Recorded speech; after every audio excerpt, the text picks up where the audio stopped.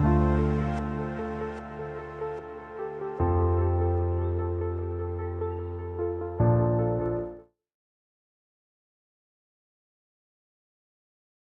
opportunity to thank you all for coming to this important session.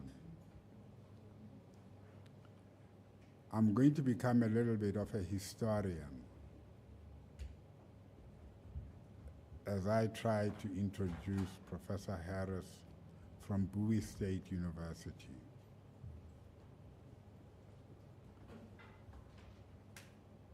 As you all know, African Americans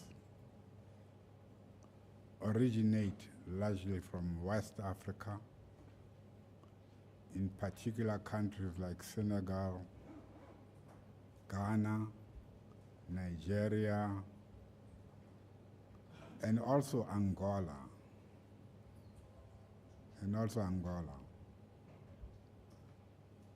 South Africa was not affected that much by the taking away of people to go and enslave them in the Americas. When I say the Americas, I mean the United States, Brazil, and also Europe. South Africa was not affected, but what happened in South Africa? Other Africans from places like Ethiopia, Angola, were brought into South Africa as slaves. And also we know that Indians were brought into South Africa as indentured servants to work in the sugarcane plantations. I particularly give this history because I think we need to contextualize why it is significant or urgent that we once more rebuild what I refer to as the ties that bind when we talk about collaborations. To me, African Americans are very special because, contrary to what most people know, it's not Harvard University which was the first to admit Africans from the continent for education. It was historically black universities, HBCUs, like Lincoln University, founded in 1854, Tuskegee, Howard, Bowie, and many others, that actually created opportunities for Africans to actually acquire education. There is a reason why this was happening. There was a period in time when African Americans were known as Africans, but they were later on to be defined in all sorts of ways. Negroes, coloreds. They were not defining themselves, but somebody was defining them. They eventually defined themselves away from being called Negroes to Afro-Americans, and later said, no, that's not good enough, because Afro identifies only the texture of your hair. We are African Americans. It was people like W.E. Du Bois who had very strong ties with places like Ghana, people like Marcus Garvey from the islands, who actually argued that it was very important that African Americans should have ties with the motherland or the continent. They were the ones who actually had debates with people like, if I can remember his name, I can see his hair. What's his name? Remind me. Who argued that African Americans have all rights and privileges to be Americans because they build that civilization with their sweat and tears. Is that He was a former slave. Frederick Douglass. Frederick Douglass. He argued that they've got all the rights to be Americans because they build that civilization. Fast track in history. The backbone of the anti-apartheid movement was the African American community. That was the backbone. And I can tell you because I was there counting the money which was being given to Nelson Mandela in 1991. The dollars were coming from the African American community, and some of the money was just being stuffed into his pockets when he did the tour of the United States.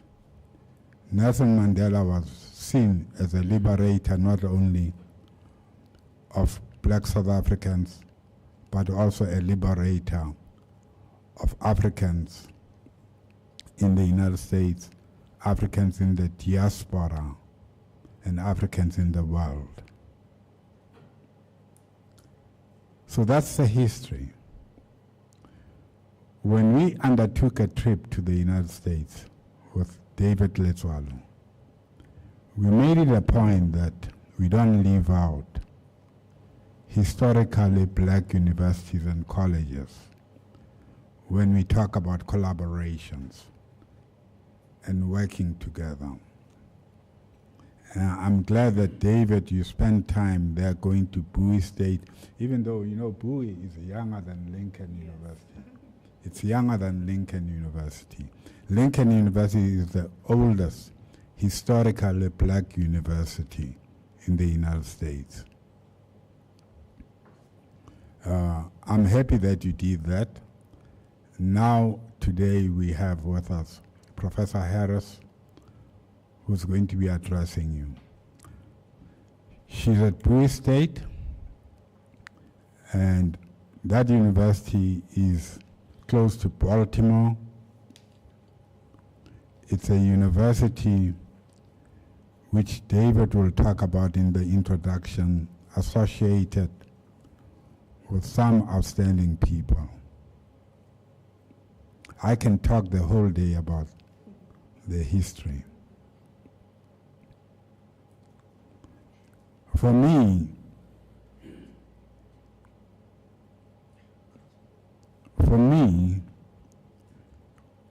when we talk about collaborations,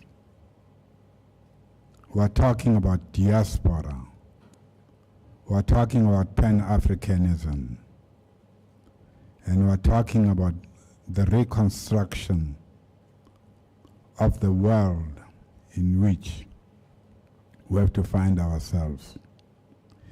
You know, Ale Mazrui, giving a lecture at Lincoln University, argued accurately, but unfortunately was not implemented. He argued that the vanguard of the 21st century is going to be African Americans and black South Africans because of where they are located in countries that have achieved a particular kind of industrialization, civilization. Professor Harris, you'll agree with me we have not fulfilled that Alimas Rui vision, and it still has to be fulfilled. Without any further ado, I welcome you here at I nearly said Lincoln University, you know. Slip of the tongue.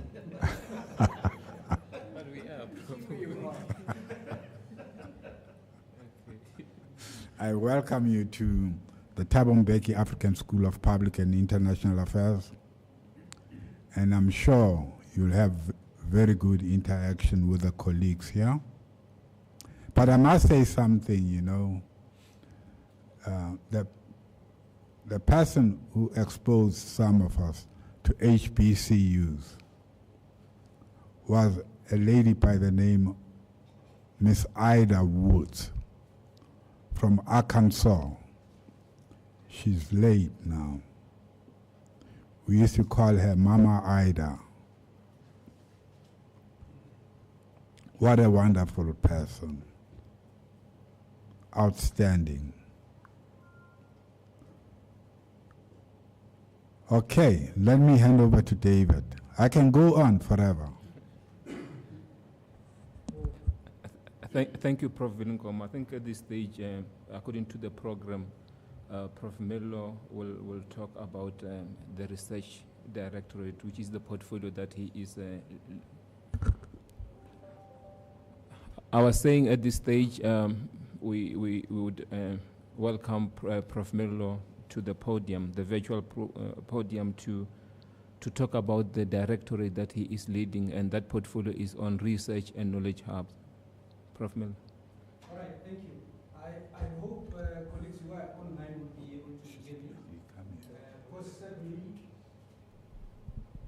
Thank you. Now I should be audible to all those who are online. Good morning, colleagues. Just to introduce myself again, for the benefit of the speaker, even if she knows me, because she's no stranger to the school. A while ago, in fact, it feels like a while ago, she visited South Africa, and in particular the TM school, and we had a great event. My name is David, the surname is Mello. I am the acting director for the Research and Knowledge Hub. The Research and Knowledge Hub is a small directorate within the TM school. Its main role is to stimulate research. Its main role is to administer processes which leads to research. And so far, we have set ourselves targets in the year 2023. And I'm happy to report that those targets have actually been achieved. And in fact, we support all academics. We support all researchers, and in any relations that we look at, we always say from our side that what is it that we're going to get in terms of publications? Is the collaboration that we're entering in going to lead to some book project? Is it going to lead to research articles that are going to be published or not? We also support our colleagues in terms of traveling arrangements, because we want to see them travel in the world. And in fact, a while ago, we were talking about somebody who should or must be going to America in the next month. So you may still get a number of people coming to the US, and maybe some of them would be on your doorstep. Now, most importantly, I think we as a directorate, as a school, we are taking off. And as we take off, we are rapidly increasing in terms of our our research outputs. I think beginning of the year, I've already seen about 2 projects, book projects, that came to fruition. And I know of many other book projects that are still in the pipeline. I think somebody was asking me, how long is the pipeline? I think it could be the chairperson there. How long is the pipeline? I said the pipeline is going to be as short as possible. But most importantly, we're also having our own biennial conference, which will be the first this year. So I'm currently busy finalizing the program. It's actually a type of a conference that you would be able to attend physically, and a conference that can be attended virtually. So we invite you and people in the US to join us virtually, attend the conference with us. I'm going to be sharing the program, the draft program, by tomorrow. Perhaps we can also share it with you so that you see some of the interesting topics about Africa by Africans from different parts of the world as well, not only from South Africa. And beyond that, we are hoping that after the conference, we will publish. Initially, I was thinking of 1 book project, but as I'm looking at the topics and I'm looking at clustering them in terms of the focus areas that we have in the school, I'm confident that if everybody submits the full papers for the abstracts that were submitted, we can be able to have more than 1 book project. And in future, we are also open for collaboration in terms of publications and book projects with people from your university, Professor Harris, and other universities in the US and across the world, because as an international school, I think our publications should progressively show that we are really an international school. We should not only publish on our own as individuals in South Africa, but we should find ways of collaborating with Africans in the diaspora. We should be able to collaborate with people in the US, in the other countries as well, across the different continents. And our directorate is basically in its formative stages. We're still working on a strategy in as far as publication is concerned, but our focus is more on Africa. And therefore, as we collaborate, this is what we always have to bear in mind in terms of who do we collaborate with, what are the subjects that we are collaborating on, and most importantly, what are going to be the outputs of such collaborations. Thank you, Chairperson.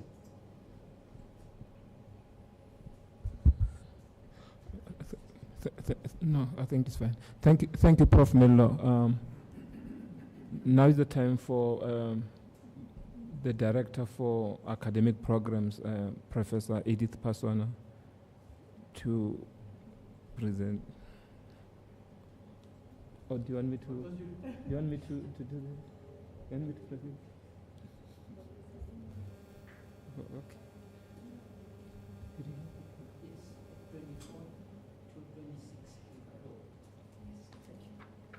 Okay, no, let me start. Let me proceed this one, then you can follow.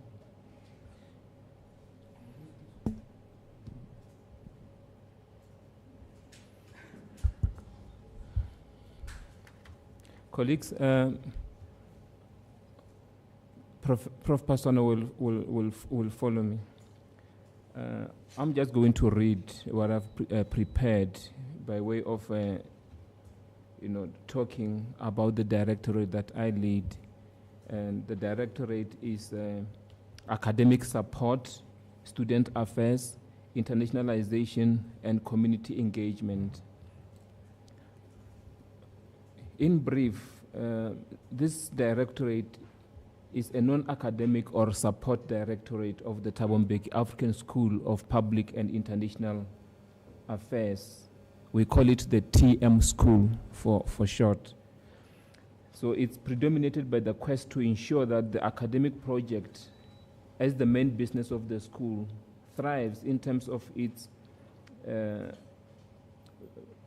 vision and mission, as well as in terms of the pursuance of the broader vision of the University of South Africa, UNISA, strategic and policy direction. And that is premised on the notion of the African university in the service of humanity. It is in this respect that UNISA strategic policy direction is, amongst others, anchored on global impact, which makes global relations a critical aspect of our academic enterprise. Coming to the TM School, and in line with its mandate, the school has been established as a premier African graduate school of global significance. In other words, it is not only about South Africa, but also the African continent and the world. Through excellence as an African educational entity, the school is expected to impact the world, and not only to be the recipient or consumer of knowledge created and generated by others. That is why it is an African school of international significance. So you may have already seen, as we come into this venue, Professor Harris, that the school is accurately captured by the powerful line that says, we're training leaders who solve complex problems in Africa and beyond, and underline beyond. So I believe that this background will assist you, Professor Harris, in making sense of the critical role of this directorate as a scaffold for the academic project in the school, and also how it is structured. So the first section within the directorate is that section on academic support. This is the support for both academics and students. So many people tend to think that when you say academic support, you're talking about supporting academics. But academic support, in our understanding and practice, is about supporting the academics and the students in all matters, by the way. So with regard to the support for academics, this will entail the curriculum support and giving them training to be able to navigate the complex teaching and learning tools in a complex university system such as UNISA. For instance, covering areas of teaching and learning, assessment and operational tools. Then coming to students, we assist students in dealing with the challenging systems in a CODEL environment.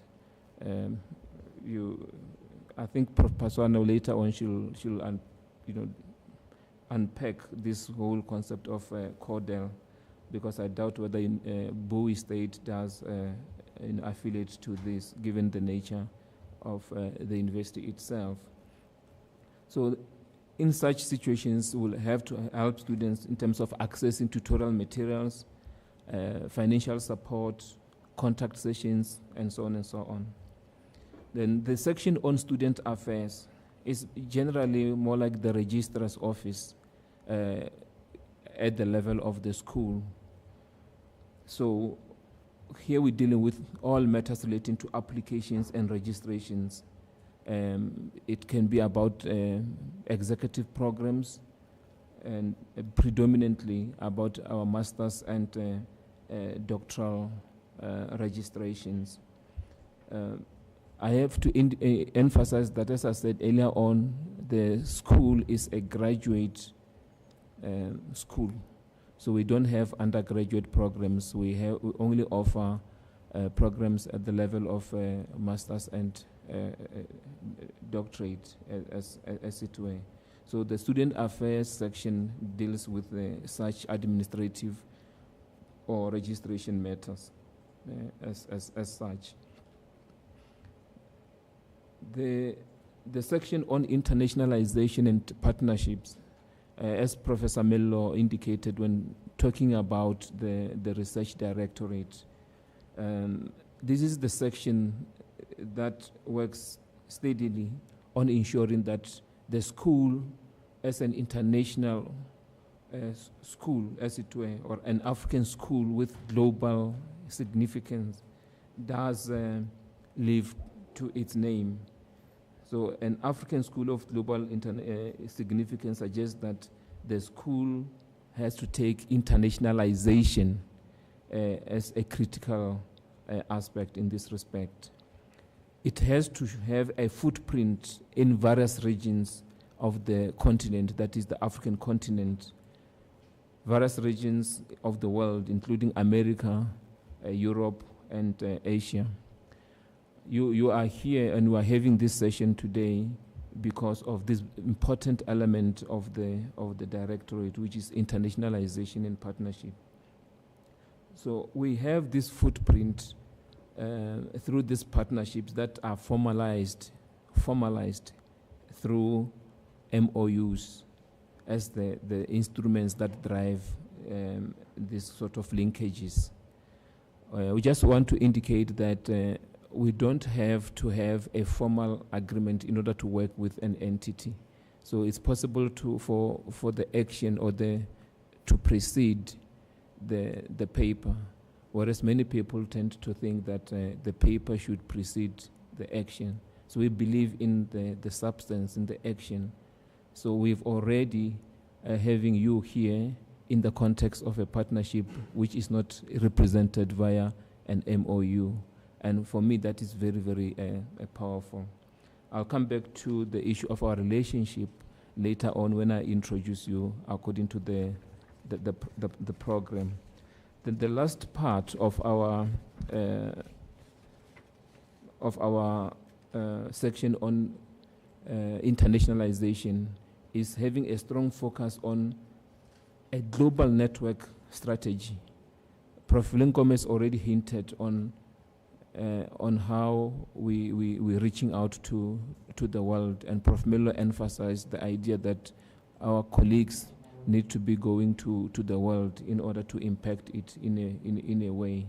So in the USA, for instance, we already have contacts with the Douglas Wilder School at Virginia Commonwealth University, which we also visited. You are a living example of our contact with Bowie State University already, and we also have contacts with the Foundation for Renewable Energy and Environment at the University of Delaware. We also have contacts with the Richmond University, which you should be very much aware of, coming from the Virginia state.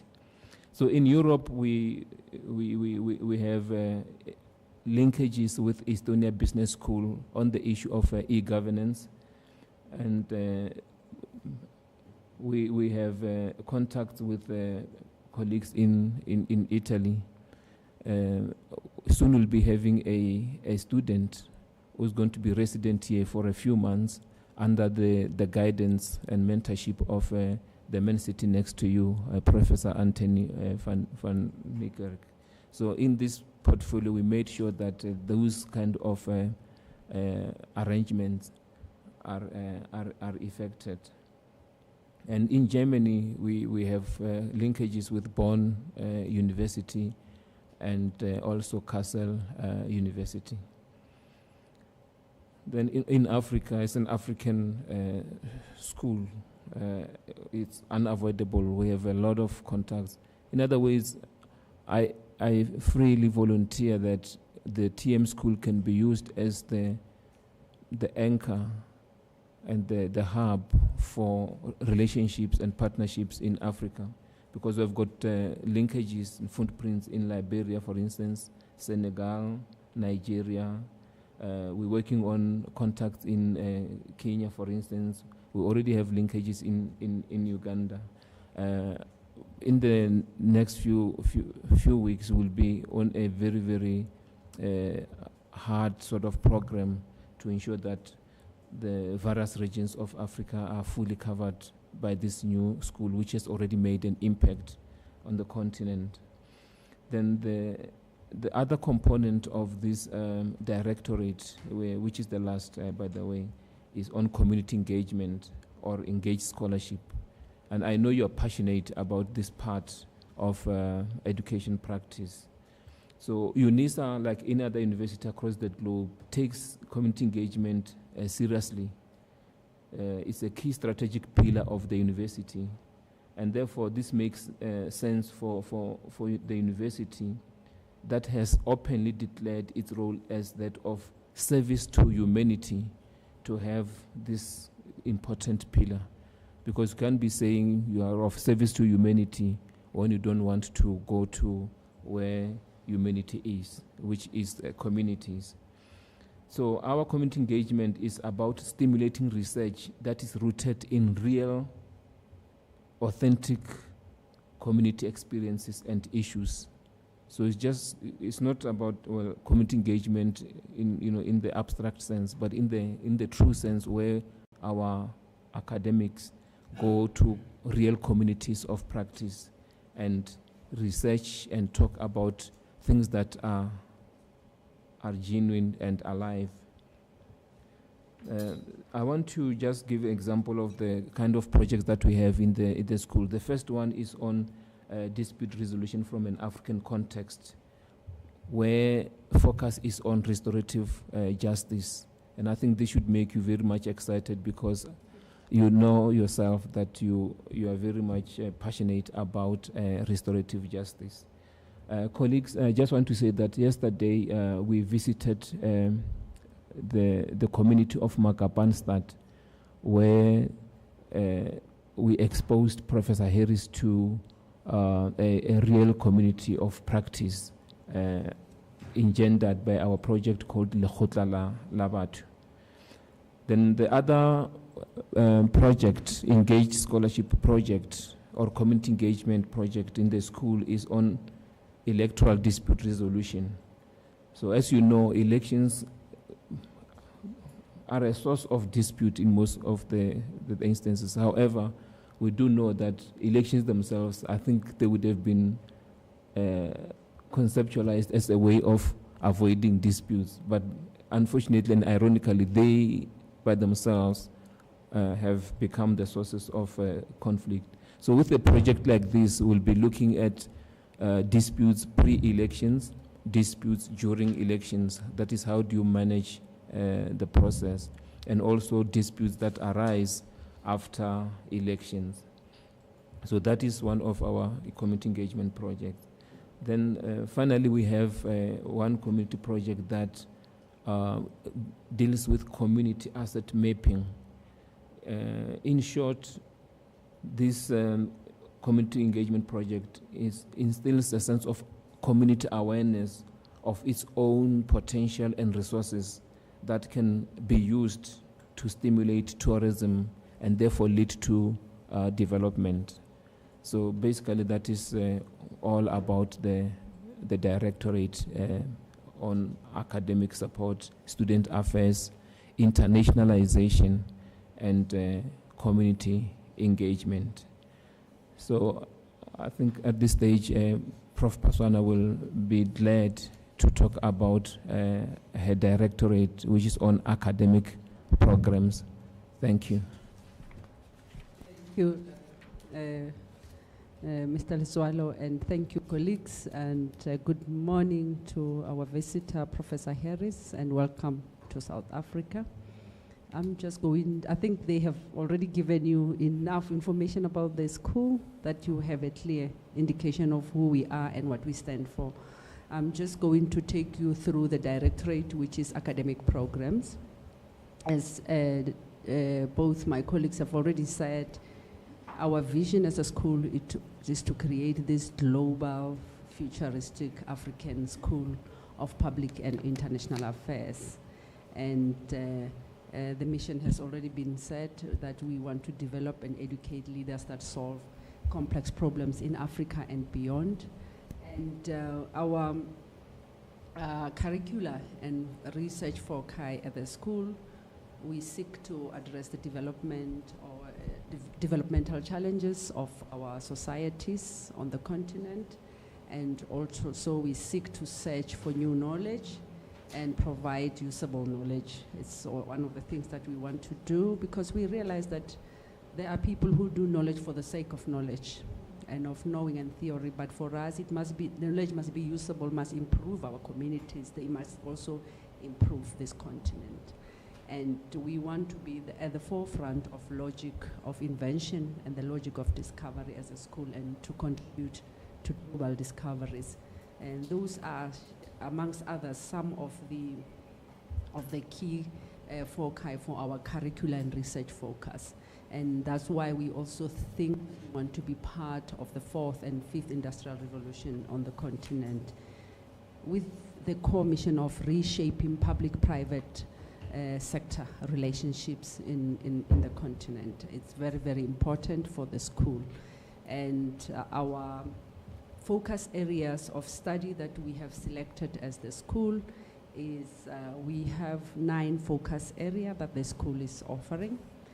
Citizenship and development, public leadership studies, we have that as a school. We have peace and development studies. We have the study of government affairs. We also have urban and rural affairs. We have simulations and futuristic studies. We have security and intelligence studies. And there are many reasons why we chose the focus areas that we chose. We have sustainable livelihoods and resources management as well. Many of the conflict and wars in the continent are around natural resources and livelihoods. And that's why it's important that we studied it, because we believe that if we can solve some of these problems, we will be able to have peace on the continent as well, and human security.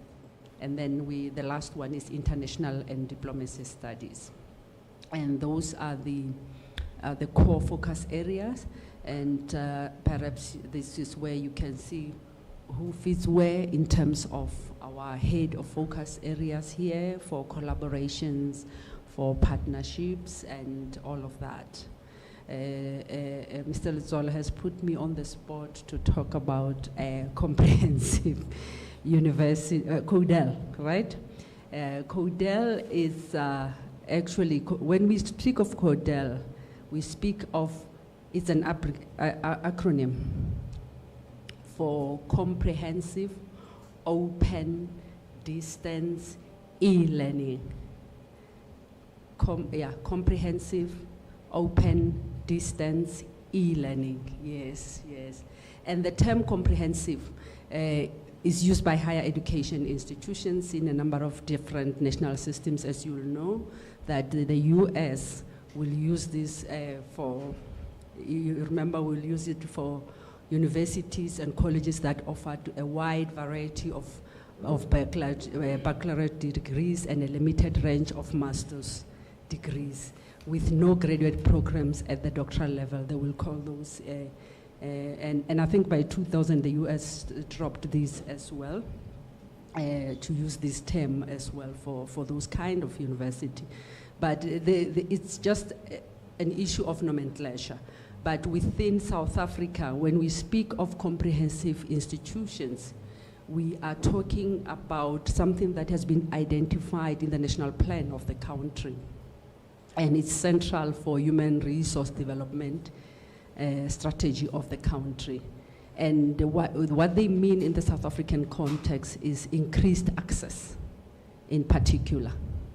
Increased access. Open has to do with that. Increased access, referring to career-focused programs with prospective students being able to choose from a wide variety of programs with different entry requirements. That alone increase access on how, who can get, and you know the history of this country. access is a very important thing for many people to be able to access university education. And then the second one will be improved articulation between career-focused and general academic programs. So UNISA, as a result, will offer those kind of programs, those that are career-focused and those that are general academic programs. And that facilitates student mobility between different programs, and that's why we are a comprehensive university. It also speaks about expanded opportunities for research and the strengthening and the development of applied research through linking emerging foci and of the technicons, what we used to call the technicons, to the current research trends of the university. So that's what, and then the last one being enhanced capacity. So those are some of the issues around comprehensive, open, and distance. Of course, you can study from anywhere in the world. You don't have to be in South Africa. You can start from any point. And the idea of an e-learning, it means we facilitate online delivery of education that suits for this type of things. We extend assessment in both formative and substantive and summative. And we also readapted our CODEL strategy to comply with government regulations by administering our assessment online as well since 2020, the COVID years. In the past, we used to use the postal services for this distance learning, and then people will come to venues and stuff, but we have already readapted it after COVID, or during COVID, let me put it this way. So we embrace digital transformation that leverages on the fourth industrial revolution technologies, which allow UNISA to become a fit-for-purpose, future-fit, and tech-fit organization in pursuit of the university strategy and the 2030 vision of the country. So in a nutshell, that's what CODEL it's not a very comprehensive explanation, but it gives you a picture of what we mean when we talk of CODEL. So you are welcome into this institution. You have a clear picture of the type of student from, as David has said, that will be admitted here at UNISA, and the type, the delivery modes, and the type of education that we offer. Thank you. So perhaps what I need to indicate that the school offers short learning programs which are open, short learning programs to reskill, upskill people who might be on the job or who might need to shift from one career to another as well. And then we also offer, we are in the process of offering masters and PhD. So basically we are a postgraduate school with a few programs with our short learning and executive programs that are tailor-made to the needs of South African society. So I think that's all from my side. Well done. You've given us more than we anticipated. You have got so many questions? Okay, so it's fine. Oh, yeah, that's expected, by the way. So, Prof. Paswana, you should be able to field questions from Natasha Harris later on. Thank you. So may I have your attention, colleagues, because at this stage I would like to take this opportunity to introduce our guest this morning, and that is Professor Harris.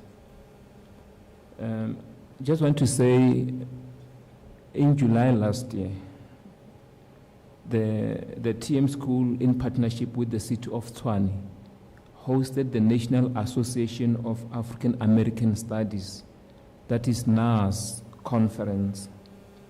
and Prof. Natasha Harris was part of the delegation from one of the HBCUs that constituted that conference. And that university is Bowie State University, which is the oldest HBCU in the state of Maryland. It was founded in 1865, which means that it is 8 years older than UNISA. So, as fate would have it, on the 8th of August 2023, that is hardly 2 weeks after the conference of NAS at UNISA, Prof. Vil-Nkomo and I undertook a working visit to the US, and Bowie State University was included in the itinerary. I will talk about my experiences at Bowie, later on. However, I want to say that today, Professor Harris is here to anchor a roundtable discussion on criminal justice reform and public policy, which is quite appropriate for a School of Public and International Affairs, where issues of public leadership, governance, peace and development, and security are some of the study areas. Professor Natasha Harris is a professor in the Department of Criminal Justice in the College of Professional Studies at Bowie State University. She specializes in restorative justice, which is a discipline she has practiced for more than 15 years as a scholar activist. And I think that needs to be underlined, scholar activist. And I guess this will speak to why such an academic would be passionate about scholarship that impacts community and dealing with real issues. Scholar activist. I would like to be a scholar activist when I grow up, Prof. Natasha. So in this way, colleagues, she has been dedicated to reshaping social policies and addressing racial injustices in America. She focuses on criminal justice reform in the state of Maryland, the USA. Her work as a researcher confronts the history of racial injustices throughout the criminal justice system. The impact of her work is reflected in her book, Returning Home, Intimate Partner Violence and Re-Entry. And this work is also reflected in a variety of academic journals and book chapters.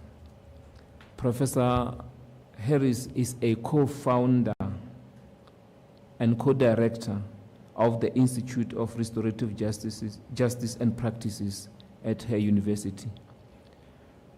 One of the important things that an academic can do, as you know, is to found something in the academic sphere, and that is what Professor Harris has already done, to found such an impactful institute, and she has gone on to be the co-director thereof. I can volunteer the information that she worked very, very hard to even secure funding for this institute to be really established at her university. Additionally, and importantly, colleagues, Professor Harris is an Associate Dean of the College of Professional Studies and also the chair of the Center for Law, Social Justice, and Civic Engagement. It is no wonder, colleagues, that she is passionate about the scholarship of community engagement. I want to say in our visit to Bowie State University, I was personally treated like royalty. So in this regard, Professor Harris, do send our regards and appreciation to President Brew, Dean Sharon Blackman, and the Provost, Professor Anosu. And obviously, I would like to also, on behalf of the Thabo Mbeki African School of Public and International Affairs, also send our sincere gratitude to Professor Smith, Dr. Antonia Stonebridge, Dr. Johnson, and Desiree, amongst others. Colleagues, the Bowie State University is a beautiful university. A beautiful university has a beautiful campus and beautiful people. And by beautiful people, I mean the humanity that they enthuse as such. So Bowie State University has all those components, and therefore I was highly, highly, highly impressed. And just to say as I close that the community of Bowie State University is generally called bulldogs. You know, bulldogs. So at UNISA, I would be saying we are unisons, and so on and so on. But with regard to Bowie State University, then we say they are bulldogs. So I've got, I'm going to shock you here. Yes, she's going to buy. I am a bulldog, by the way. I want to surprise, as a way of solidarity, Natasha, this is the bulldogs. Yeah. So I had to make sure that I make you feel at home and that you're not alone. Look at me. I'm in the colors of Bowie State University. Let's get this for my president. You can put your hat on. I'm a bulldog.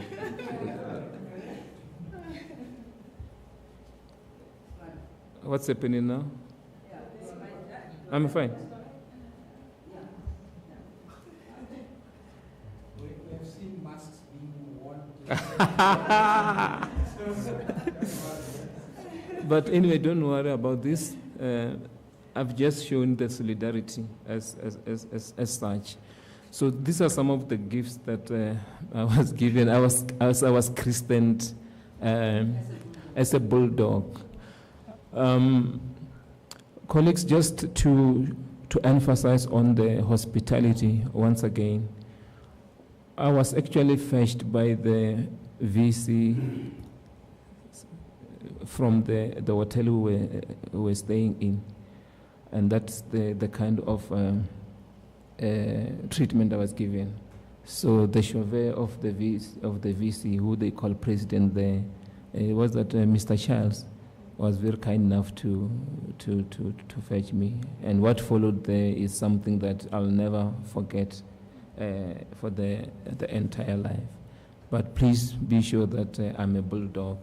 So colleagues, ladies and gentlemen, please allow me to present to you a bulldog, Professor Natasha Lee Harris. Thank you.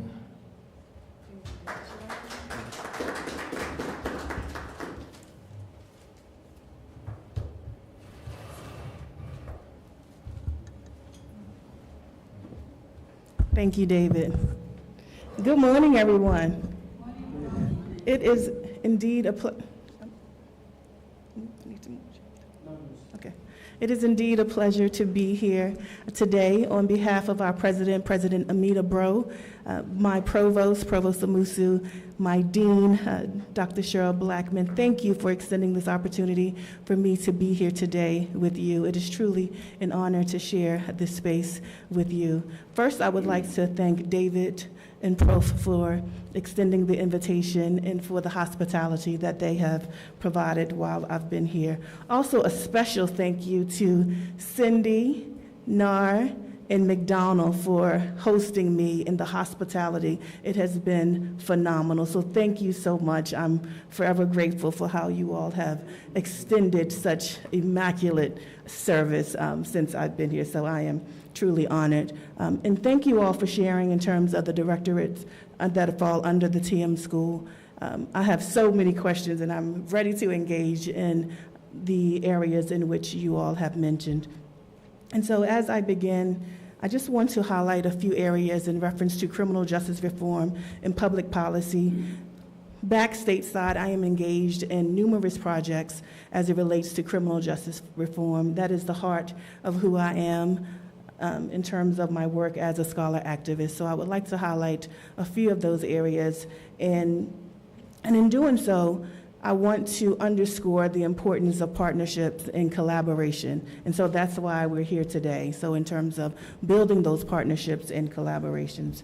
As David mentioned, Bowie State University is the oldest historically Black college or university in the state of Maryland. We were established in 1865. We are also seated in Prince George's County, which is, as of last year, for decades, we have been the richest county in terms of African Americans. And so where we're situated in Maryland and also our demographics there, positions us in a way in which the Maryland General Assembly and other partners, they seek out our help and assistance in terms of issues as it relates to African Americans. And so we have these partnerships in which we highlight, and we also also engage in these areas based on the fact that we want Maryland to come to us on issues that pertain to us, so that we can provide that expertise. So I just wanted to provide some context in that way. And so one of the areas in which I want to highlight is a pilot program. So in 2021, the Maryland General Assembly contacted Bowie State University for us to participate in racial impact statements. And so my team, we actually worked with the Department of Legislative Services, which is a nonpartisan arm of the Maryland General Assembly, to actually provide information in terms of how potential bills would impact African Americans and other groups. So racial impact statements or racial equity notes are designed to evaluate potential disparities of proposed legislation before adoption and implementation. So we worked with them in order to create these notes that were included in the legislative bills. And one main area during this particular process was a police reform bill, and it was listed under the Maryland Accountability Act of 2021. And so we analyzed these bills to show how how the actual bill could impact the particular group. And so we compiled data regarding the racial impact of major criminal justice reform legislation. And so when we were approached by the Maryland General Assembly with the Department of Legislative Services, they did not understand how a normal bill could impact particular groups. And I remember stating to them that any analysis of the criminal justice system that does not take into consideration race is a distorted analysis. And so with the lens that we bring in that critical piece in critical criminology to understand that race is a critical component in the criminal justice system and how we look at and examine the criminal justice system. So again, with the Maryland Accountability Act of 2021, there were several areas within that particular bill. And within that bill, there were the Law Enforcement Officers' Bill of Rights. And through our work, the Maryland Accountability Act of 2021 repealed Maryland's powerful and first in the nation Law Enforcement Officers' Bill of Rights. And so that included the use of force, them not being able to purchase military equipment. So in terms of the militarization of police, they can no longer purchase military equipment based on this bill. And I would like to note that with this, the governor at that time, Larry Hogan, actually vetoed the bill. However, because it was a Democratic-controlled House and Senate, it was overturned. And so now we do have the Maryland Accountability Act of 2021. And with this pilot program that Bowie State University participated in, the outcome was that they established a racial equity impact note. So from the pilot program, we now have in Maryland an actual unit that provides statistical data to determine the potential negative impacts of the bill on minoritized communities. And we're proud to say that because of the work that we have engaged in, that a new unit was actually formed where racial impact notes are now provided and included in those bills. And during this pilot project, Maryland was the 4th state in America to actually go forward and propose to include racial impact statements or notes within the legislative bills. In addition to the Maryland Accountability Act and the work that I participated in with the Maryland General Assembly, most recently, right before I traveled here to South Africa, I provided testimony to the House of Delegates in Maryland in support of the Walter Lomax Act alterations. And with this particular bill, it pertained to individuals in Maryland who have been wrongfully convicted. And the majority of individuals who have been wrongfully convicted in Maryland are African American. And oftentimes they have been pointed out and misidentified by white women in Maryland. And so with this particular bill, in Maryland, if an individual is wrongfully convicted, the state compensates them for the amount of time that they have been incarcerated based on the average income of a Marylander. In addition to compensation for wrongful convictions, they are also eligible to attend a state university for free. And given that currently the bill or the legislation under the Walter Lomax Act provide individuals with 5 years to complete their degree. Now, as educators, I'm unsure if you are aware that, well, in the US, on average, it takes 6 years for individuals who attend full-time to complete their degree. So in the US, 64% of individuals who are full-time, based on recent data, it will take them 6 years to complete. So if we're looking at someone who was wrongfully convicted, served time in prison, for them to complete a degree in 5 years is simply unreasonable. So I'd argued alongside the Attorney General, the Maryland Attorney General, that we needed to extend the time period from 5 years to 8 years. And so that bill is still going through the General Assembly processes. And so that's one area in which I'm involved in, or was involved in as well. On the other hand, in terms of legislative and advocacy, Senate Bill 800 in Maryland, that was the Inmate Job Skills and Training Program, which actually provided funding for HBCUs to actually train individuals who are incarcerated. And so I did provide testimony, written testimony in support of this particular bill, and Bowie State University was the only HBCU in Maryland to receive funding to actually provide job training and skills to incarcerated women in Maryland. So in the state of Maryland, we have one prison that houses all women in the state. And we provide training and college courses to incarcerated individuals within 12 months of release, and we partner with the community through reentry services to provide them the necessary skills and resources that they need when returning to the community. I also want to mention the Institute for Restorative Justice and Practices that David mentioned.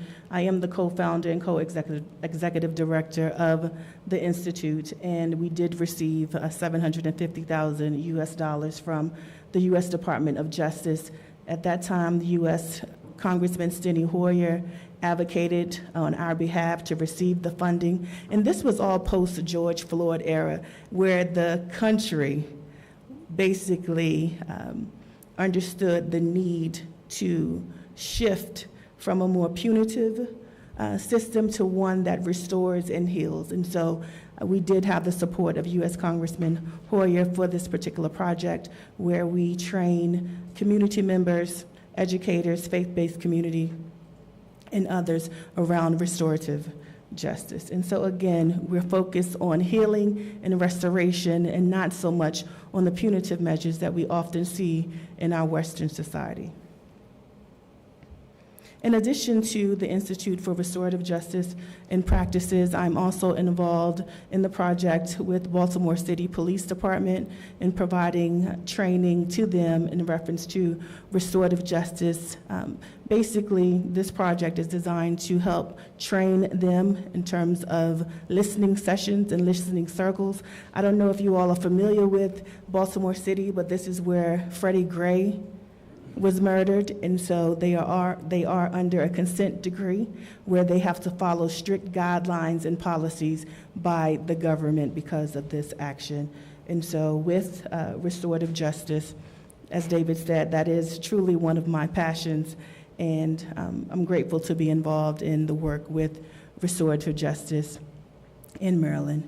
And so at this point, I just want to talk specifically about the importance of partnerships and collaboration, so that's why we are here today. And I want to highlight the importance of the work that we do in terms of the research in your respective areas, that is not only for us to have to share with other academics, but it is imperative that we take this work into the community, that we share it with others, and that we provide it in such a way that they're able to digest it. And so the importance of becoming a public intellectual. So not just in our silos within the TM school, but to take it out so that others can benefit from it as well. And so those are the 2 points that I want to highlight, that we should allow our research to drive policies, and we should also become a public intellectual where we take the knowledge that we have, the research that we have, and translate that into the community. So I thank you for the opportunity to speak in reference to the research and the projects that I'm a part of, and I look forward to the discussion and engagement around collaborations and partnerships and what we can do at Bowie State to help and assist and work in partnership with the issues in the areas in which we deem important. Thank you.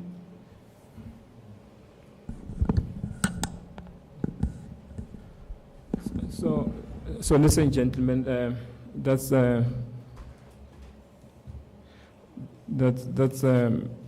the presentation by Professor Matasha Harris. So from here onwards, we should be allowed to ask questions based on what has already been presented by the 3 directorates.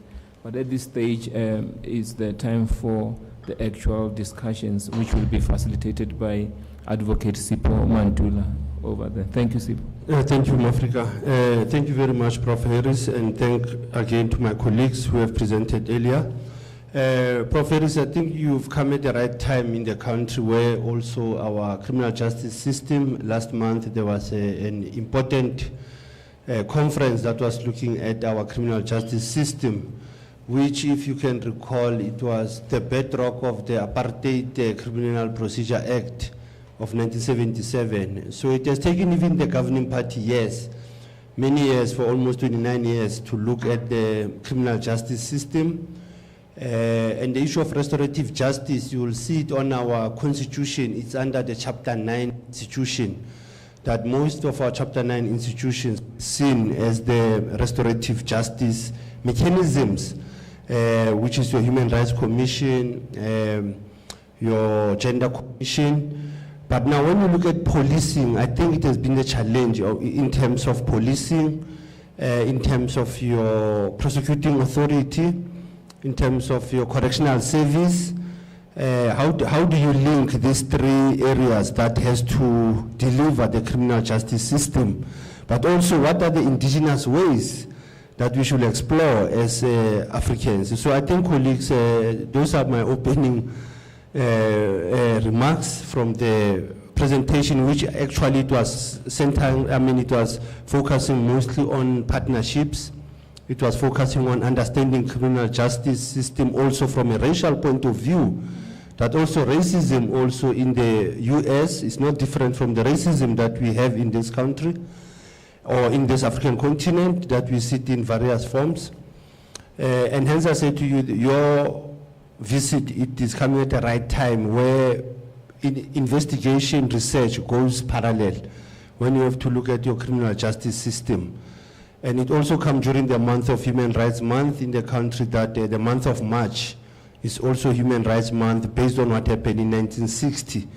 Also, it was an act that was perpetrated by the apartheid criminal police who shot people who were not armed. So that shows you, when you look at the criminal justice system, to the Africans in this country, why the month of March is also important. The International Women's Day is coming, and this institution and this school and the Thabo Mbeki Foundation has been always hosting the International Women's Day as part of looking at the rights of women, and looking at the ways the way women can also have access to justice. Because I think one of the key areas also is that we always complain in the bench that we don't have women, we don't have a chief justice of a woman, we don't have magistrates or judges.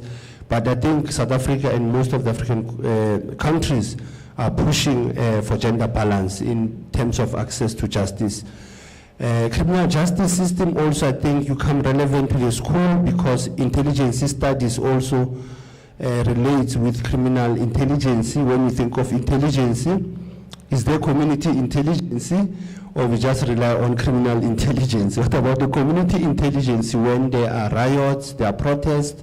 How do we expect those who stay in that community? Who knows what will happen? Colleagues, on that note, I'm opening the floor to engage with our visiting scholar, an activist who's dealing with the policy reform, also the criminal justice system. By noting of hand, colleagues on the table, if there's any comment, observation to our presenter. The floor is open, colleagues.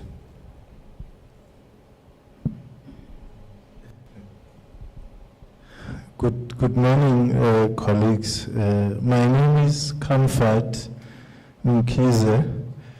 I'm the professor in one of the focus areas that Professor Paswani highlighted in the international and diplomacy studies. But I think it's quite fortunate to have a visitor like yourself, Prof, because I also did a lot of research on policing, especially in South Africa. And as I was listening to you, I noticed that there is too many similarities, because you spoke about militarization of the police, and you spoke about the policy reform bill.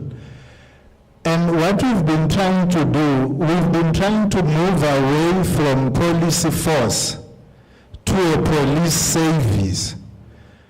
But we've been experiencing serious challenges like lack of resources. And what we've also observed, I'm not sure if it's okay.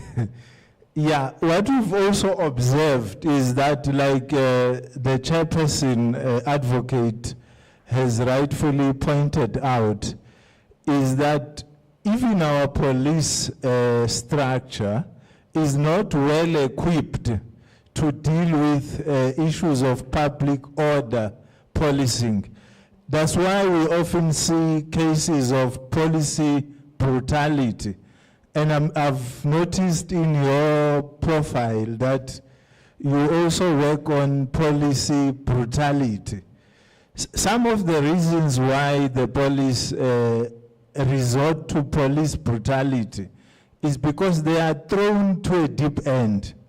They are not trained, they are not specialized in those areas, but they find themselves managing like riots, and they are not equipped to, number one, if you look at the ratio, police community ratio, we are far behind.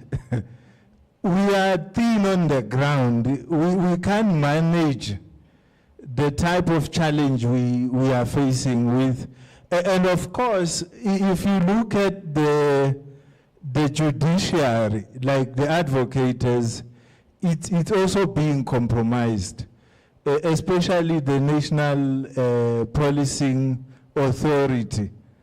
It's now targeting certain individuals, purging actually, targeting certain individual and overlooking certain individual. So the question is, where are we going in terms of policy reforms? Because most of what has been written, if you look at people like Johann Berger, who are specialists in these areas, they've been calling for policy reforms. And it's been a challenge that our country is sitting with. And it's so unfortunate because we seem to be retrogressing as opposed to progressing, because we don't have enough resources. I'm not sure about the US, because you guys might be loaded financially. But in our case, we've got a very thin budget. Thank you, Chair. Well, thank you. Maybe if you can allow me to take three set of questions and then you can respond. I know it was very long, abstract and statement, just to give you a context of South Africa also, but also just to compare. So I think if I can give to Prof. Mello, and then I'll end with my sister here. Oh, in Demba. Bikuso will be the third. Thank you very much. You mentioned in your presentation that if a person is wrongfully convicted and incarcerated, and it is discovered later, when the person is released, then there will be compensation equivalent to the salary that the person would have earned if the person was outside. Has it happened that because you may be having death penalty, I'm not so sure in the specific state, that a person is convicted and then dies or is hanged, and then later on the facts then are uncovered that this person was actually wrongfully incarcerated.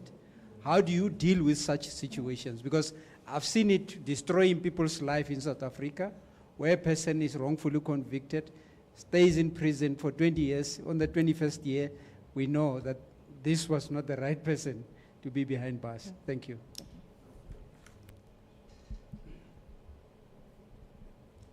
Thank you for a wonderful presentation, Prof. My name is Mbeki Mfusi, and I'm one of the researchers in the Thabo Mbeki School. So my question emanates from what Professor Mkhize mentioned on the challenges facing the policing in South Africa.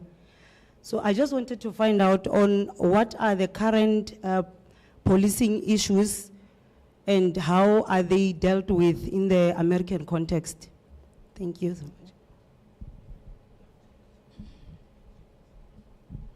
Prof. You can respond now for those first round of questions. Thank you all for the wonderful questions. The first question in relation to policing, I would like to say that in America we consider, we like to shape it in a way that we have two policing systems. One in I'm trying to be politically correct, in terms of the two systems. In minority communities, it's control and suppress. In other communities, it's protect and serve. And we realize that, we see that, and we understand that. And we do have a book, and I have a chapter in that book, chapter 19, on why police should be trained by Black people. It was published through Routledge. The author is Pratt Harris, and it's an anthology and different chapters that explain why police should be trained by Black people. So that's a resource that if you all would like to make note of. In addition to where we are going, in Florida, my colleague, Dr. Kadesti Youssef, she is training police officers with the community. And so, rightfully so, in some communities, police are afraid. And so, therefore, training is crucial. And what she's doing in Florida is bridging the gap and bringing community members together, police officers together. Students and community members are going through simulations to see that in the split second, individuals' lives can be changed. And so that's one way in which we're looking at dealing with some of the issues between communities. And I think that in terms of policing, in order to get past where we are today, that it has to be a bridge between the police and the communities that they serve. And so there is work being done to address that on the community level. As I mentioned with Baltimore City Police Department and training them on how to even listen and hear to the issues that are coming from the community. So again, I think it's important that the academics help and play our part in terms of bringing the community and police together. And so that would be my response in terms of understanding the dynamics of the police in the community, and also providing them with necessary training, not only in terms of use of force, but also in terms of interacting with the community. And so for the second question, in terms of wrongful convictions, I would like to say that most states in the federal government, they are reluctant to say that an injustice has occurred. And so therefore, in terms of compensation, they're reluctant to pay individuals for the wrongful convictions. We have individuals who've served 30 and 40 years in solitary confinement in the U.S. And again, the majority, whether it's wrongful convictions in Maryland or wrongful convictions within the U.S., the majority are black men who have been pointed out by a white woman in reference to rape or some sort of sexual assault. And so what we see in the U.S. Is in terms of a white or Caucasian woman being what we call the true victim. And so in the U.S., in many cases, the criminal justice system is willing to take the word of the Caucasian woman over evidence that doesn't even point to the African-American man. And so I just wanted to share that. And lastly, in reference to policing and how do we deal with it in America, we're dealing with it with research, with training, and also trying to bring the community and police officers together, because in terms of coexisting in those spaces, in America, African Americans, we want police. We do not want to defend police, and because we understand that the calls for services that we, in terms of the number of calls for services in our African American communities, we have the highest call for services. And so we understand that there is a need for police within our communities. However, it must be a way in which we can coexist and that we can be free and live and not have our rights violated. And so through research and through partnership, we believe that we can shift the pendulum towards a more unified community with police in our African American communities. Thank you. I'll go for the second set of questions. I've noted one. Number two from this side. And that chapter you're talking about, it just came out in 2022, why the police should be trained by black people. I think it's a very interesting piece. Mm-hmm. I've just went through it now quickly, and I've picked up some of the issues that you have raised. And I think from our side, your impact statement here, it has become a victim-centered approach. How in Africa and South Africa we look at a victim-centered approach, how the victim was affected by the crime.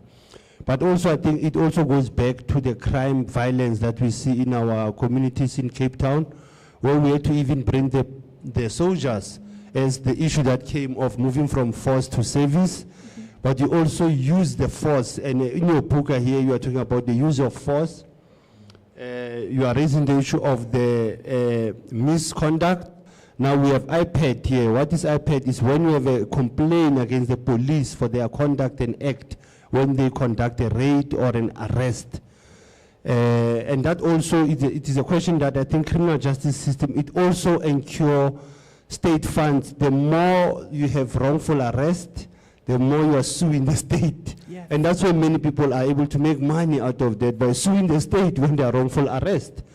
That's the point I wanted to raise for you, Ntate Mello, because that's where now our Justice Department is running out of money because they have to pay the victims who are arrested wrongfully. But interestingly, I think my colleague has raised an important question, because I think contemporary issues on policing and the role of Africans, it is always important for us to raise. Let me give first my colleague, Edith, you can use that mic of yours there, and then I'll give Mel Pizzo as the second speaker. Thank you. Thank you very much. Prof, I heard you speaking about programs that focus on healing and restoration in your communities as opposed to punitive system. But I wanted to understand, how do these people respond? Some of these people that these community programs focuses on in the healing and restoration programs, are they transforming, or what? Just share with us how do you see, what is the impact of these programs on the individual? Thank you. Okay. Morning, Prof. My name is Tabisile Libuzo, one of the researchers in Thabo Mbeki African School. So, Prof, in your presentation, you've mentioned that in the US, when people are wrongfully convicted, they are getting paid. So in South Africa, Prof, is different, because yesterday I was watching the Agenda Network on YouTube. So that channel, Prof, focuses on the ex-offenders. So I normally rely on that channel, Prof, for my topic, because I was my doctorate was on the policing of illegal mining in Gauteng. So I won't go there again, Prof, to interview those people, because when I was interviewing them in 2021, I had to risk my life because they were ones of my research participants. So I'm relying on that channel for new information so that I can be able to write more articles. So this guy mentioned on that channel that the minute you fill that form, the Z83 form, so there is a part that says, have you been convicted or found guilty? So the minute you say yes, so it becomes difficult for you as an ex-offender to get employed. So in the US, Prof, I just want to find out, even if you've mentioned in the application that you were an ex-offender, is it possible to find permanent employment, Prof? So that is my question. Thanks. Colleagues, is there any other pressing observation or question to Prof? Ramala, Restorative Justice, Community Justice. Thanks, Chairperson. Prof, you mentioned my name is McDonald Ramala. Prof, you mentioned a very important aspect, and Prof. Kabazela here also pushed on the very same issue. It's more of a comment. In South Africa, one would say, yes, we are scholars. We rely on data and everything that all scholars do. I accept that. So in South Africa, would say one police officer is to 350, 400 people. Okay. Then we go to the ground. In the township, not far from here, there's Tembisa Township, 10 minutes, 15 minutes drive. In the township, I see more police than when I'm in the rural area. In the rural area, I seldom see police officers.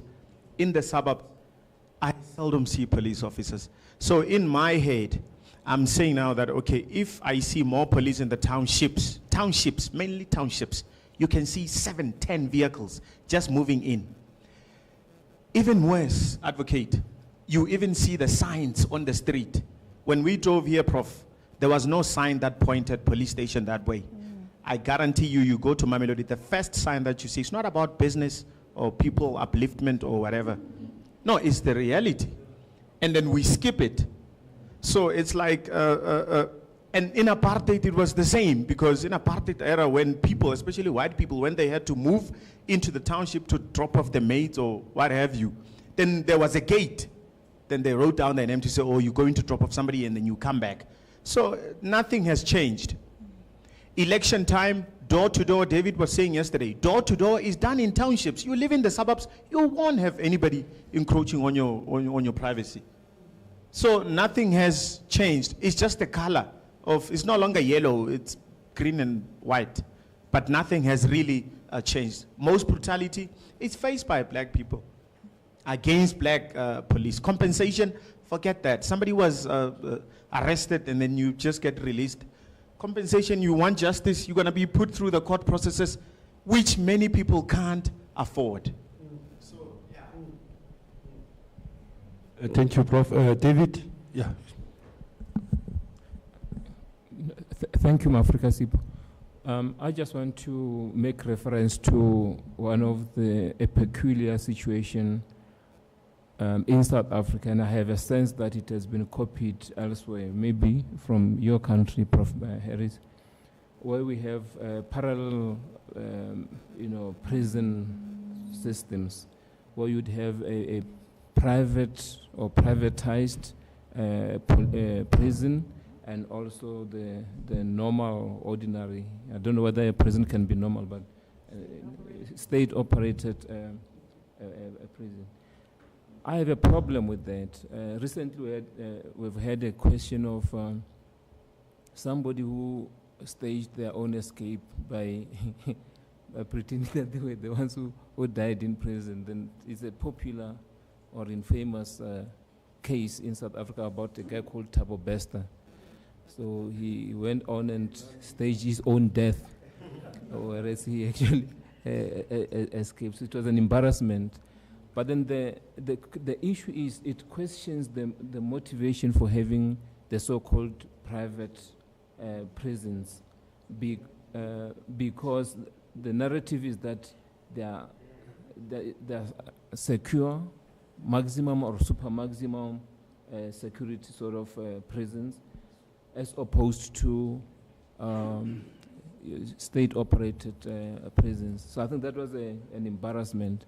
So I want you to share your experiences or knowledge about such scenarios in America, if ever you have such situations, and so on and so on. Maybe share your views around the defaults of such an arrangement. Thank you. Prof, you can respond. I think we'll be having a last round of questions after this. Thank you all for the question. So the first question in reference to restorative justice programs and the impact of those programs. And so we see restorative justice programs and practices in various spaces. So for example, in our school systems in Maryland is considered to be focused on restorative practices, where the schools have to implement restorative practices. So students are in circles in the morning. They have circles or restorative circles. How they address and talk to students is based on the restorative practices models. And so within our school systems, we have taken a more restorative approach. And that's because in the US, we have what is referred to as the school to prison pipeline, where certain students, particularly minority students, are pushed from the school system into the prison system due to the metal detectors and the security officers and police officers in the school system. And oftentimes those who are sent or suspended are minority students. And so in Maryland, we have underscored the importance of restorative justice, restorative practices within the school systems. We also see it on campus. In our Students Affairs Department, we do have, in many colleges, restorative justice, where there's restorative justice conferencing. Instead of expelling students or suspending students, we do have restorative justice conferences. We have listening circles. For example, when we had an incident on campus where a police officer actually shoved one of our students, we had community listening sessions to address those issues, because again, we are a community and we wanted to ensure that we remain a community. So we see it in various spaces. On the education side, we also see it in the court system, where individuals can have restorative justice conferencing with the individual who they have caused the harm to. And so we do see it in different spaces. The second question in reference to wrongful convictions, the conviction question for those who have been wrongfully convicted. In Maryland, if an individual is wrongfully convicted, they can have their records expunged.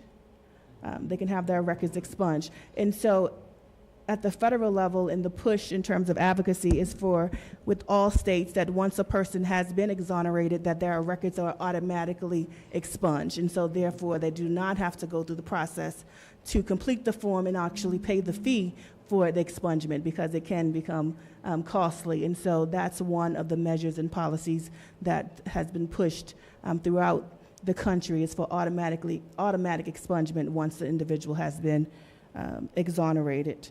In terms of the conviction question, so that becomes an issue in many states, because individuals who have been through the criminal justice system, oftentimes once they see that conviction question, they do not want to continue the application, because they understand that once I check that box, my chances of becoming employed are basically out of the window. So in Maryland, we actually removed the conviction question from state applications. So it gives the individual an opportunity to complete the application, to go through the process, and then at the end, they can ask or respond to have you been convicted of a crime. So there are some states that actually have removed the conviction question from the application. So not only a job application, but housing applications as well, because they are excluded from public housing.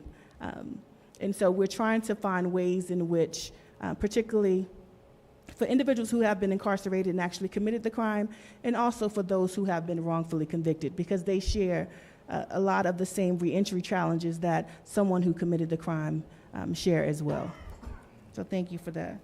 And the last question in terms of privatization, yes, in the US we do have private prisons, and we had a privatization boom during the period of the war on drugs, in which we saw an increase in the number of individuals who were incarcerated in the US. At the height, we had approximately 2.6 million people incarcerated in the US, and a disproportionate number of those were African American men and Hispanic men as well. And so with the privatization, what we saw was individuals who committed, for example, drug crimes. So the way that we had drug crimes, the state could actually press charges against you for drug crimes, or depending on the amount, it would be escalated to the federal level. And so what we saw was, in certain states actually escalated Black and brown people to African American, Hispanic individuals to the federal level, in which they incurred the maximum penalty. And so the federal government, in terms of the privatization, those private prisons, that's where African American men and Hispanic men were housed for longer periods of time. And so private prisons actually benefited from having African Americans and Hispanics within their facilities. And so the private companies, Geo Group and CCA, actually contacted states to say, we can house your individuals for your population for less than what you can house them for. And so that's how they sold these private prisons to states. However, that was not the case. And so there are a lot of issues in terms of supervision of individuals within those facilities. So in terms of individuals escaping, because they're not watching them, it's about profit. It's about profit. So during the height, and even now, you can actually buy stock in these companies that basically are benefiting off of the plight of certain groups. And so privatization was coupled under the term prison industrial complex, in which individuals were getting paid, really benefiting and profiting from these crimes that were being committed. And I would also like to say that once the states decided that they can no longer afford privatization, we started to see a shift in individuals coming out of prison and back into the community. And so what did the corporations do?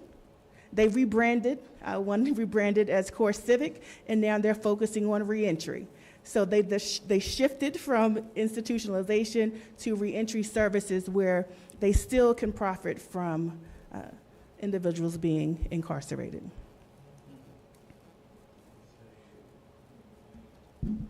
Thank you very much, Prof, for your response. I think we are going for the last set of questions or comments.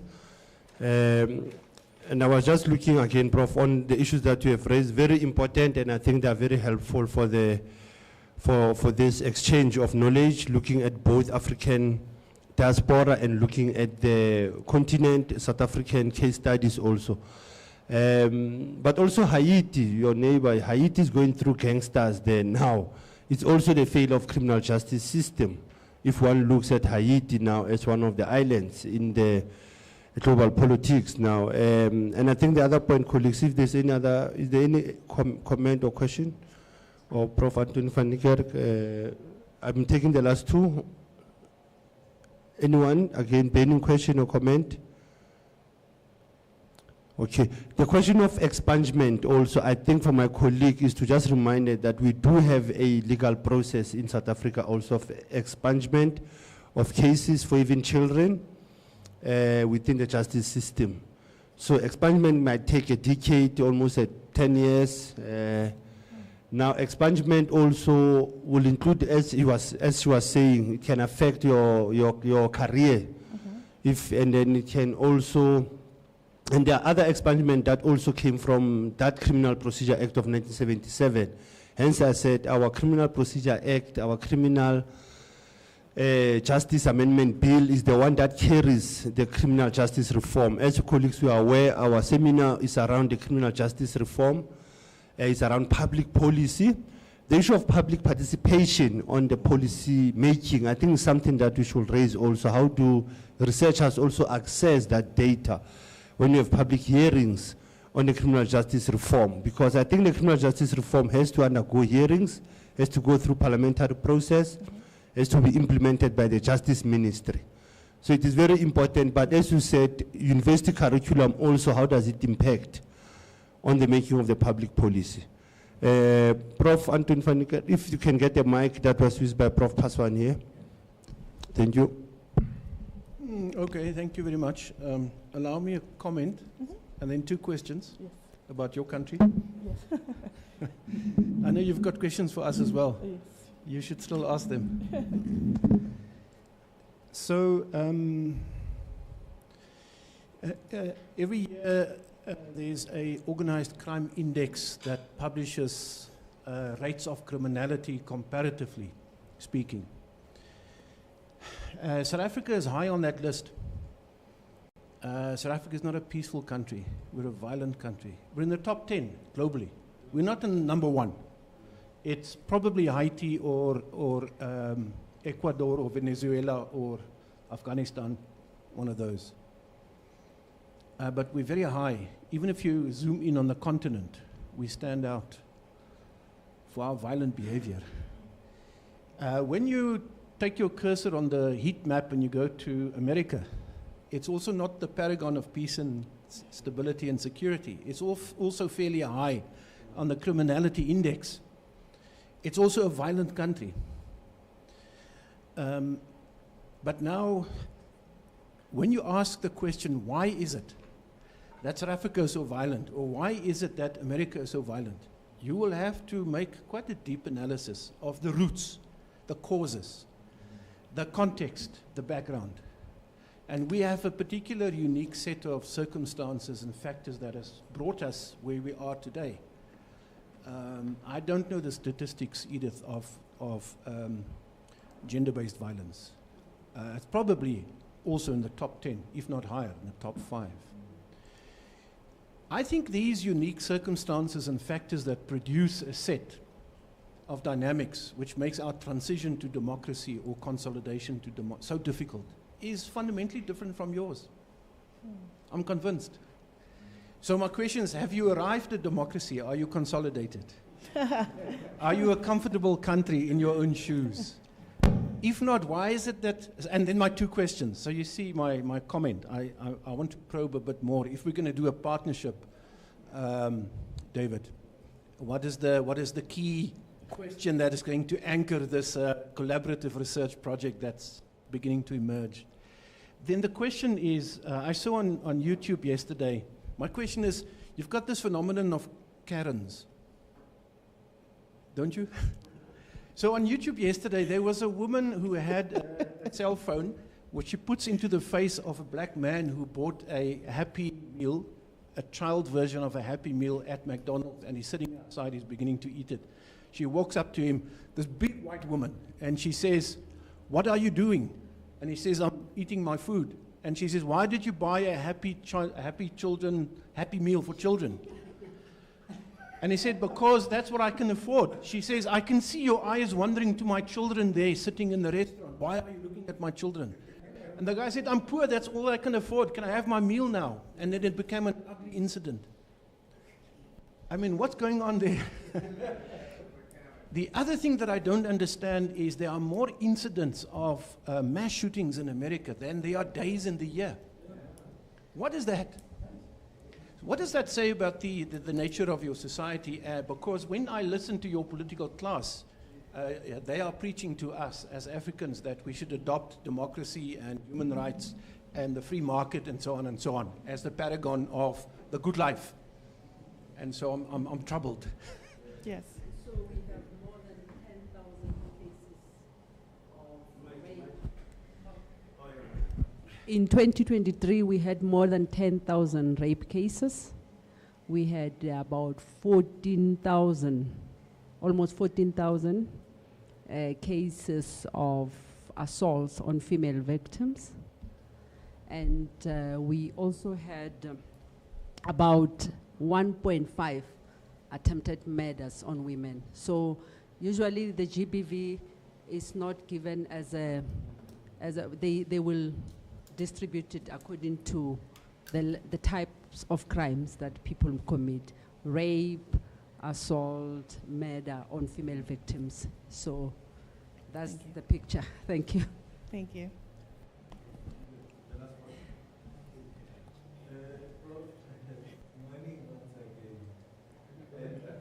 Mine relates to, because in your presentation, you did indicate that you are training the police to work with the community. I think we also have a copy from the US, the Community Policing Forum. Cops, yes. CPS. But the challenge with that copy, our policy is that there is a lack of trust between the police and the community. There are reasons why there is a lack of trust. One is poor police legitimacy, because if I report the case, I don't get this, what we call witness protection. You end up being exposed that you reported a gangster, and then later your life is at risk. Then you don't report, even if you saw, because you know what the consequences would be. That's number one. Number two, CPFs in our case, I'm not sure in the US, maybe you will teach us, Prof, are also politically aligned. They are politically aligned. I will explain how. How they are being constituted. If you look at them, you will notice that it's mostly people who are in the committee are mostly from a certain political party. The reason being, it's considered as a voluntary work. So meaning you put it in your CV. So in other words, it's an empowerment tool. It doesn't serve the original purpose, which was to act as a bridge between the police and the community. Now it's seen as an empowerment tool. That's why I'm saying it's politicized. Because if I want to sit in that committee and I'm from a certain political party, I don't stand any chance. So in other words, you can see also the challenge of fairness in the reporting system, because obviously they will be selective in how they report some of the cases. The other challenge, I've been talking to some of the CPFs. The community is also disgruntled. The reason being, they report a case, the person is apprehended, is appearing in court, few days down the line, the same person is released. And then the blame goes unfairly to the police, whereas it's the court that releases the person. So how do you strike a balance, Prof? Because sometimes the police officers are being vilified. They are being blamed unfairly because they arrest a person, the next day the person is out. Then the community, what the community does, the immediate reaction, they say, we don't have police. They took him yesterday, the next day is out. In this case, the police have done nothing wrong. They've done their job. So how does the US system in this case deal with these cases? Because you see that there is the trust is declining between the community and the police. And you want these people to work together, yet there is no trust between them. So how do you help convince the community that these people are there to protect you? Thank you. Thank you, Prof. I think you can respond to those three comments and questions that came from the floor. Okay, thank you. So in reference to the Karens in the U.S., it is basically them operating in terms of their white privilege. So they think that they control the movement of African-American men and women by the nature of being white. And a lot of that extends from, if we think about the history of just in general policing in the U.S. with our precursor being slave patrols and monitoring the movements of people within our communities. This is just an extension of that and them thinking that they can control and monitor our actions. And because the police are reluctant to arrest them for intruding in their behaviors, it continues. But I think until they meet the right person, it will continue. But again, it's just white privilege in action. And you see that in terms of how they interact and act as if someone has harmed them. So if you, even in the information I provided in reference to wrongful convictions, we know, again, that African American men are more likely to be wrongfully convicted based on the testimony of a white woman. And so if a black man can serve 20 to 30 years based on their testimony and they didn't commit a crime, just imagine what they can do on the outside. So they're not held accountable for their actions, and so it continues. So for example, with the case with the wrongful conviction and the testimony that I provided, there was an individual, David Veeney, who served several years in prison based on a white woman stating that he raped her and burglarized her home. She also provided the same story for another black man who served time in prison, and she died. And so a lot of times we see that even when they provide false testimony, they're not charged or held accountable for it. And so it continues. So that's my response in reference to the Karens that we have in the U.S. Also in terms of mass shootings, a lot of that has to deal with our gun laws. We love guns in the U.S., and so they stand on the Second Amendment, the right to bear arms. And so therefore, and I shared with someone the other day in reference to mass shootings, particularly as it pertains to schools, where a lot of our children have been murdered in schools, and the government, they have failed to change the policies in reference to gun laws, and they refuse to change the policies in reference to gun laws. And so a lot of that stems from access to guns, and also in terms of the mass shootings, when we see the demographics of those who are conducting the mass shootings, they are Caucasian Americans, and oftentimes when it's time for them to be held accountable for those actions, oftentimes the defense is mental illness. And that's what we see in terms of the mass shootings. And so we do have an issue with mental illness within the U.S. that needs to be addressed. Also in terms of gun laws, access to guns as well, issues that need to be addressed.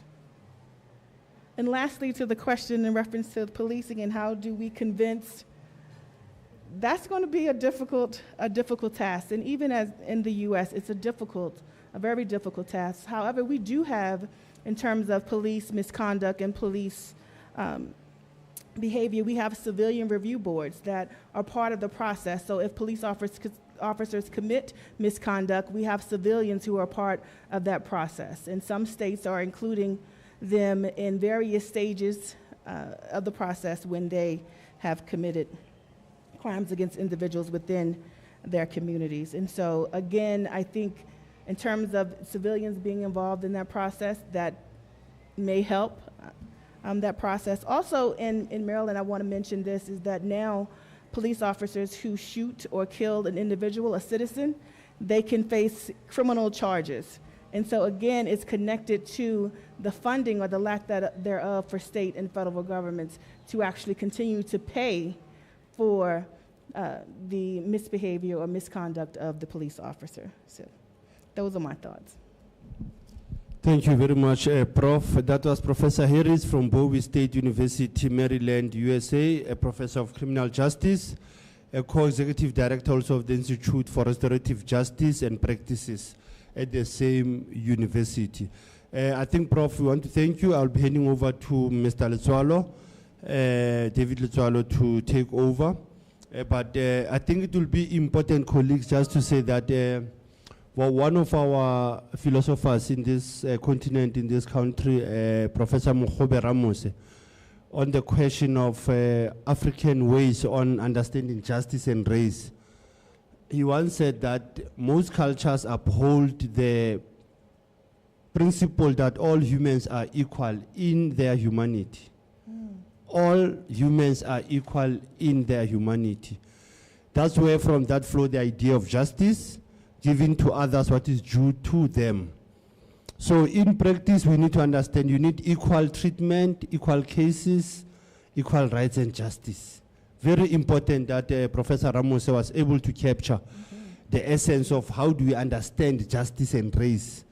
He will go further and talk about Ubuntu, explain Ubuntu in an African context.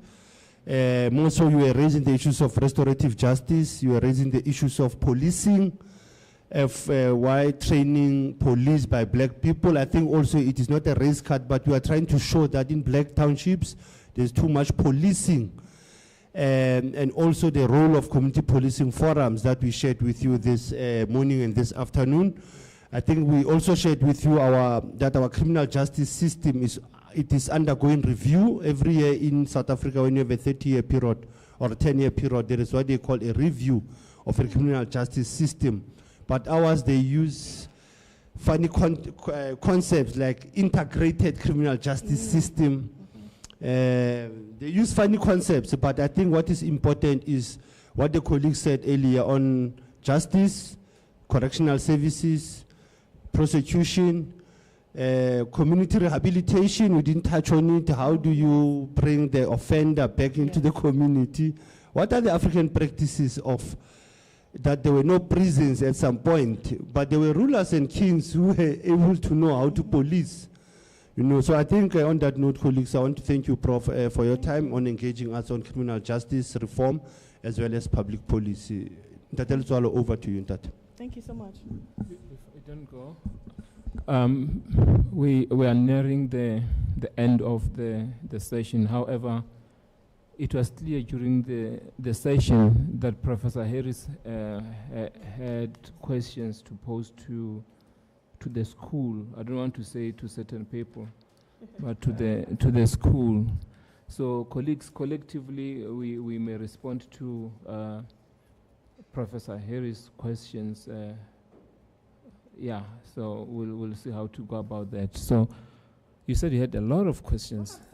We're here for you. Thank you, David. So the first question, David, in terms of partnerships between Bowie State University and the TM School, how can we partner in concrete ways that will advance the mission of the TM School? Do you want a dialogue or you want to exhaust a list of your questions? Please go ahead.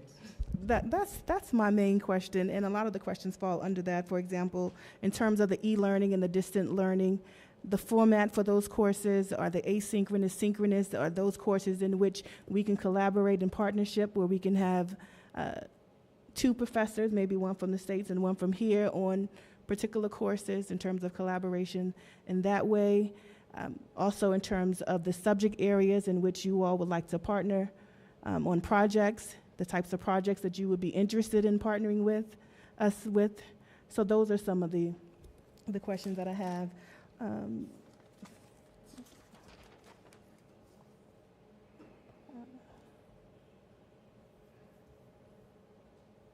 And of course, in reference to when the time comes, a more formal MOU that would allow us to actually receive visiting scholars from UNISA, if any of you are interested in studying in the US.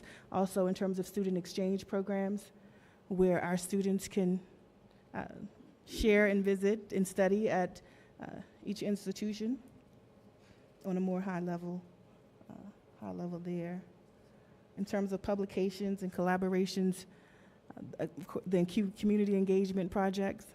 So what is it that you all are interested in doing in partnership with Bowie State University, and how can we be of assistance? I will weigh in on the e-learning and distance teaching partnerships. Yeah, I think as a school, we are required by the university operational plan to have this type of teaching partnerships with global partners, nationally as well as local partners, and where it's possible, depending on the type of collaboration that we can have, we might need to, each focus area is going, this year is going to be putting down its own proposal on the global partnership. Okay. And I think an opportunity like this one provides them with a possible partner. When people like you come here, from the diaspora present here, I can imagine there could be some synergy in the area of peace and development. There could be some synergy with your research focus in security and intelligence, because you are doing criminal. There could be some synergy in the human rights. We have a care of short learning programs that we are offering, that we want to take beyond the short learning programs into our master's courses. And at the moment, while we are waiting for accreditation, we could be starting this relationship with the SLPs, where we can have a lecturer there who can also give certain modules, topics in a module from that side, and then we can have students from that side enroll for that module, which is here, is based here. If there is a similar module, your side, you can also talk to us. Perhaps South African students, there's many ways of doing this that we can talk about in the partnership. Yes. For instance, students can register here, but know that they have a week or two in the US where they are taught by the US lecturer, maybe through online or through student exchange visits, or we can, your students can register there and be allowed a week in South Africa or whatever period. I'm just giving you an example that we allow, and then they can have time here, or we can agree on an online if the physical visit is going to be expensive for a university like our own. So these are some of the collaborations that we need. So you can look at the book. We will share with you the book of short learning programs that we have, so that you can also advertise or share with your students. The other side, they see what we do. If you also have similar, you can send to us, and then we can look at what you are offering and be able to say, we would love our students to do something on restorative justice. Is something that is important. Then we can choose that module. Yes. That is an agreement when we have a conversation beyond this type. But these teaching collaboration and global partners is highly needed by our university. Thank you. Thank you. And just to add, under my School of the College of Professional Studies, where I serve as dean, we have several areas and departments: the Department of Criminal Justice, the Department of Sociology and Child and Adolescent Studies, Psychology, Social Work, and also nursing is under my purview as well. And we do have a master's degree in Health Sciences Administration there, and so.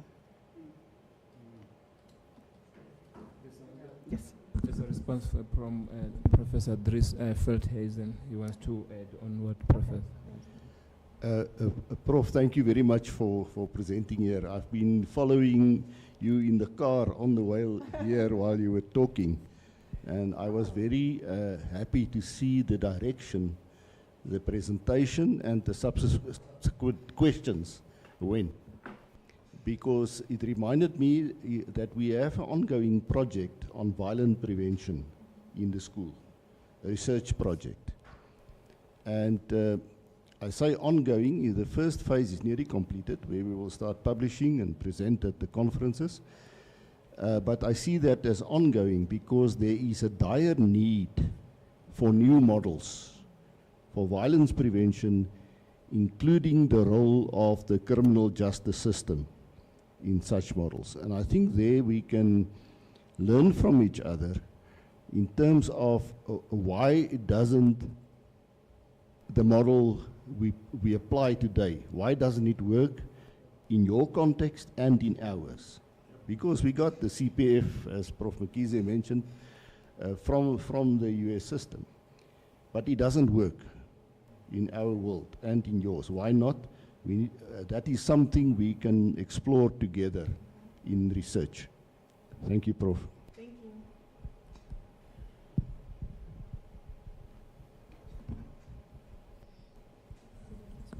Those are the responses. Okay, once I come, are you happy, or should I respond to your? You can respond. Thank you. You said, how can we collaborate? And I underlined the word concretely. How can we collaborate to concretely advance the mission of the Thabo Mbeki School? Something along those lines. We are always inspired by the fact that when we collaborate, is on the basis of mutual benefit. So when our approach would be that it should be to advance the mission of Bowie State University and also the mission of UNISA and the Thabo Mbeki School as such. And at the same time, you said something about what you can do to assist the TM school. Again, it's not about assisting us. We believe that we can also assist Bowie State University. So that is the direction that we're going in. When we talked about earlier on, we talked about the school. We talked about it in the sense that we want to impact the world, global impact. So we also want to influence the discourse in the US at Bowie State University as well.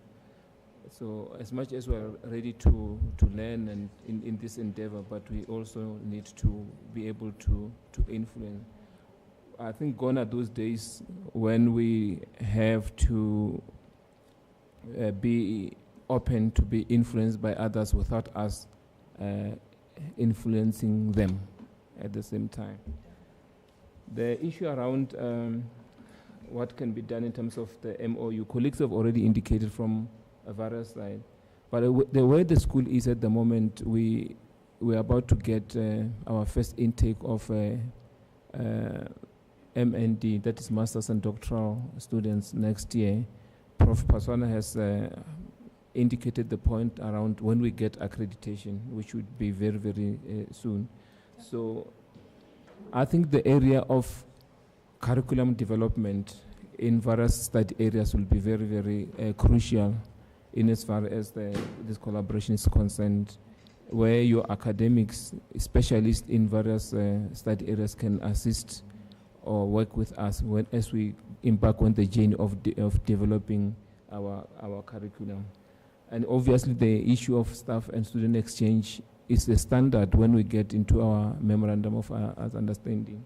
So I gave the example earlier on of a student from Italy who will be coming here to spend, I don't know how many months that will be. So that is part of the endeavor. Staff and student exchange is critical.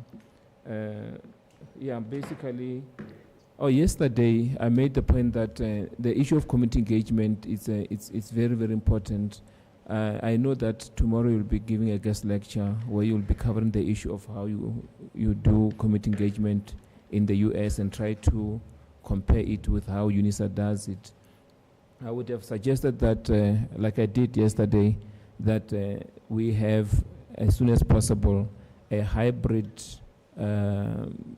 session where we would have our communities of practice with our lecturers or academics engaged on the issue of restorative justice and the whole issue of community engagement with the Bowie State counterparts, or maybe even other colleagues in other universities in America or Maryland in particular, so that we start to learn how other people are doing the whole issue of community engagement, or even restorative justice practices, as it were. But we are really open to expanding and shaping the MOUs as we go along. So you can already see that colleagues are really keen on this kind of collaboration. So thank you very much for your keenness. Are you satisfied that we answered you properly, sufficiently? As always, thank you, David. Thank you very much. Go Bulldogs. Bulldogs. So at this stage, I think we have colleagues. I think it's Dr. Ntavisile Livito, Ms. Mfusi, Cindy Painter, Stevens, to guide us as to where to go from here by way of announcements. So I don't know who's going to be coming forward. Okay. You're allowed to come in. All right. Okay, colleagues, I'm going to have only a few announcements to make. Firstly, I would like to call upon the members of the executive TM school, together with Professor Nkomo, I see he's not here, to hand over the gift of the token of appreciation to Professor Harris. And after that, we are going to have lunch. And after lunch, colleagues, please do not leave, because we are going to have a tour on the campus. And in terms of taking the photos, I think Ntatemo Happy will lead us. And then tomorrow, Professor Harris will be at main campus at Khorong. The venue is Bamboo, to be specific, from 8 o'clock to 1 p.m. So colleagues, let us support Professor Harris together with the College of Law. So that's all from my side. I don't know, maybe Ms. Painter or Ntatemo Happy, you have other announcement to make? You don't have? Ms. Painter? Okay. I'm done, David. Okay, how do we get Prof. Nkomo to come and do the honors?